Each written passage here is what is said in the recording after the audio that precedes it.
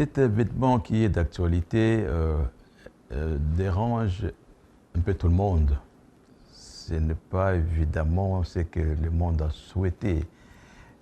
Vous savez, comme dans mon pays, d'abord, notre constitution, nous avons consacré le bon voisinage avec tout ce qui nous entoure et aussi la non-immixtion dans les affaires intérieures des autres pays. Et quand on va plus haut au niveau de la charte de l'Union africaine, il est consacré ce principe de non-immixtion dans les affaires intérieures en principe sacro-saint, ce qui veut dire qu'on laisse à chaque pays de jouir de sa souveraineté et de garantir son intégrité territoriale. Donc, cette situation, elle est quand même assez gênante. Nous espérons qu'une solution va être rapidement trouvée pour que cela ne puisse pas se répéter.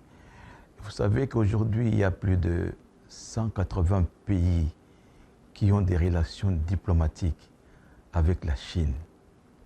Et ces relations diplomatiques sont basées sur l'unicité de la Chine. C'est un principe sacré pour la Chine et principe auquel le monde entier, toute la communauté internationale, y compris les Nations Unies, ont adhéré. Donc, il faut respecter ce principe et plutôt encourager la Chine qui a des problèmes à l'interne, de régler ces problèmes à l'interne et pas que nous puissions constituer des actes à même de s'avérer d'une immixtion dans les affaires intérieures de la Chine.